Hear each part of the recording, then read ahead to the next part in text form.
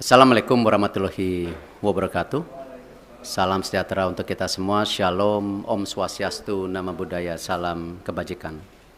Alhamdulillah saya sudah bertemu dengan Bapak Presiden, melaporkan secara detail daripada hasil meeting Presiden FIFA dengan saya di Doha kemarin. Dan juga saya membawa surat dari Presiden FIFA yang saya langsung berikan kepada Bapak Presiden. Dan tentunya setelah membaca surat tersebut, Bapak Presiden menginstruksikan saya dua hal. Satu, segera membuat peta biru transformasi sepak bola Indonesia yang seperti Bapak Presiden sudah sampaikan pada saat waktu itu ketika saya baru saja menjadi ketua PSSI bersama para exco yang hadir. Bapak Presiden menekankan ini harus segera selesai dan harus segera disampaikan kepada FIFA. Yang kedua, Bapak Presiden juga menginstruksikan langsung kepada saya untuk segera kembali membuka pembicaraan bersama FIFA untuk kita tetap menjadi bagian keluarga besar FIFA. Yang kita tahu FIFA sendiri itu total membersnya ada 216 dari berbagai negara, salah satunya kita. Sehingga bisa diartikan bahwa Presiden tidak mau kita terkucilkan dari peta persepak bolaan dunia. Nah, karena itu saya tentu akan berusaha keras memastikan transformasi sepak bola Indonesia ini terjadi, bukan wacana, tapi benar-benar terjadi. Dan saya juga akan bekerja keras untuk kembali bernegosiasi kepada FIFA untuk menghindari sanksi yang bisa terjadi. Karena dari FIFA sendiri tentu mengharapkan hal-hal ini tidak terjadi, tetapi tentu kalau kita lihat dari suratnya itu jelas bahwa FIFA sedang mempelajari dan mempertimbangkan sanksi untuk Indonesia. Nah, karena itu saya sedang menunggu undangan kembali dari FIFA setelah mereka ada rapat FIFA Council yang akan terjadi beberapa hari ke depan, dan saya tentu bersiap untuk kembali bertemu FIFA. Mungkin itu yang saya bisa sampaikan. Terima kasih. Wassalamualaikum warahmatullahi wabarakatuh. Bayu Pak, Radio El Sinta Pak. Ya. Pak, dalam pertemuan tersebut yang menjadi titik berat FIFA untuk membatalkan di Indonesia, masyarakat mungkin sudah banyak tahu tapi belum dari mulut Pak Erick sendiri. Ya. Apa Pak yang menjadi dasar utama pembatalan tersebut, dan nanti kira-kira sudah ada gambaran belum Pak? Sanksi apa yang nantinya akan diberikan oleh FIFA bagi sepak bola tercinta di tanah air ini? Iya, sanksi terberat tentu ini yang kita tidak harapkan kalau kita tidak bisa berikut kompetisi secara maksimal di seluruh dunia. Sebagai tim nasional ataupun sebagai klub, juga ini akan menjadi sebuah kemunduran buat sepak bola Indonesia, dan itu sebenarnya sudah pernah kita terjadi di tahun 2015 waktu itu. Yang kebetulan juga saya bukan siapa-siapa saat itu, saya bukan menteri, bukan pengurus PSSI. Bapak Presiden meminta untuk saya juga bisa melobi waktu itu ke FIFA dan dicabut di tahun 2016 kalau tidak salah. Nah, tentu itu yang terberat di mana kita menjadi menyendiri. Jadi kita melakukan pertandingan, pembinaan wasit, usia muda, tetapi tidak ada tentu ke depannya ya cuman ya ibarat ya kita di Indonesia saja gitu. Dan saya rasa itu yang tidak kita harapkan, karena apalagi mata pencarian di sepak bola ini kan tidak bisa sekonyong-konyong hanya dilihat oh ini dan itu, tetapi turunannya banyak sekali yang namanya industri olahraga sepak bola gitu. Yang kedua tentu ya kembali, FIFA ini kan otoritas tertinggi sepak bola di dunia. Tentu dengan segala keberatan-keberatan yang sudah ya disampaikan itu, nah tentu ya FIFA melihat ini sebuah, ya kalau dibilang sebuah intervensi, ya kan lihat kalau banyak sekali FIFA itu menghukum ketika ada intervensi government gitu. Tetapi di sini juga kan bentuknya intervensi. Dan di dalam tentu host kontrak sebagai negara dan host city kontrak ya yang ditanda tangan itu kita menjamin keamanan salah satunya. Nah, tentu ini yang mungkin menjadi pertimbangan FIFA juga ya. Kalau kita lihat mengenai fasilitas, saya rasa ya FIFA sudah bicara lapangan yang sebelumnya belum siap. Terima kasih pemerintah pusat benar-benar mempersiapkan lapangan itu dan sehingga bisa qualified, lolos semuanya lapangan. Nah, tentu pertimbangan-pertimbangan ini yang memang menjadi hal bagaimana FIFA.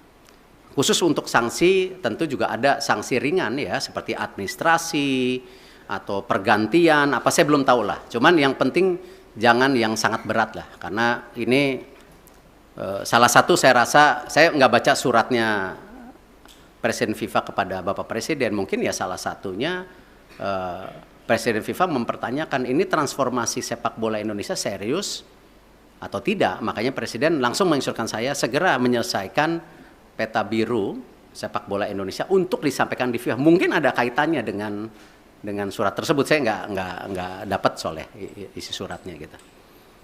Itu yang pasti.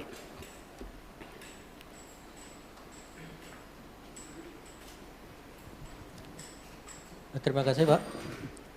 Saya Anto dari Harian Kompas Pak. Tadi selain cetak biru tadi untuk jangka pendek dan menengah, khususnya bagi talenta-talenta muda Pak, itu bagaimana Pak pemerintah memfasilitasi para pemain usia muda kita Pak? Karena kan Piala Dunia U20 itu sebenarnya panggung bagi mereka ya Pak ya untuk berkembang. Itu yang pertama. Kemudian yang terkait yang kedua tadi Pak soal Indonesia supaya tidak terkucilkan oleh FIFA. Israel kan juga anggota dari FIFA Pak. Sementara Indonesia ada rencana bidding Piala Dunia 2034 ya Pak. Itu gimana Pak kelanjutannya? Karena presidennya udah ada di sini Pak. Kalau ini tidak dibenahi sikap tegas kita terhadap memposisikan Israel itu nanti akan terulang lagi kayak ini Pak. Terima kasih Pak Erick. Ya, saya rasa hari ini kita jangan berpikir terlalu jauh dengan mimpi-mimpi 2034 ada Piala Dunia, ada Olimpiade yang kemarin juga di G20 disampaikan antara Presiden IOC Thomas Bach dan Indonesia.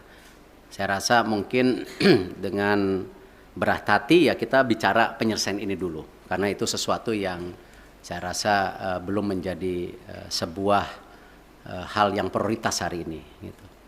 Yang pasti ya tentu tadi disampaikan bahwa Presiden tadi bicara sama saya, Presiden akan juga mengundang Timnas U20 1-2 hari ini. Saya tentu ada mekanismenya dari istana yang akan melakukan itu. Nah, Bapak Presiden, beliau sudah menyampaikan solusi-solusinya dan tentu saya bilang, Bapak saya ikut aja karena ini memang kan pemerintah yang harus hadir. Dan ini kenapa juga kemarin ketika pemilihan ketua PSSI kan sempat ada isu-isu seakan-akan pemerintah selalu di dalam wacana mengintervensi. Kan sebenarnya statuta FIFA itu jelas. Siapapun boleh menjadi exco selama mengikuti statuta.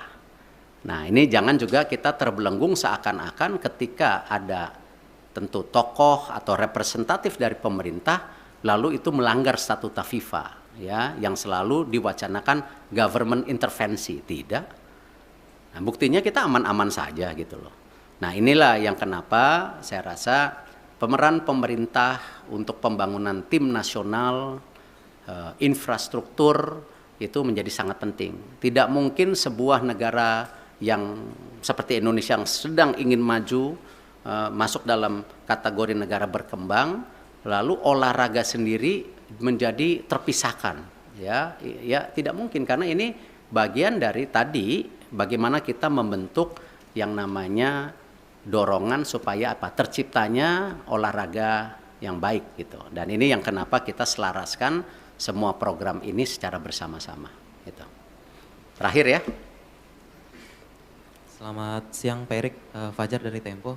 Pertanyaan pertama mungkin penegasan sedikit lagi Pak, di surat FIFA itu kan nggak ada soal Israel Pak ya, hanya ada kanjuruhan yang terjadi tahun lalu. Nah penegasan sebenarnya pembatalan pencoretan Indonesia ini karena kanjuruhan seperti yang disurat atau memang karena penolakan timnas Israel di tanah air, itu yang pertama Pak. Yang kedua, ini kan kita masih bidding untuk Piala Dunia, bahkan Piala Dunia Senior kita akan berencana bidding juga nanti gitu Pak ya. Nah ke depannya dan event internasional lainnya.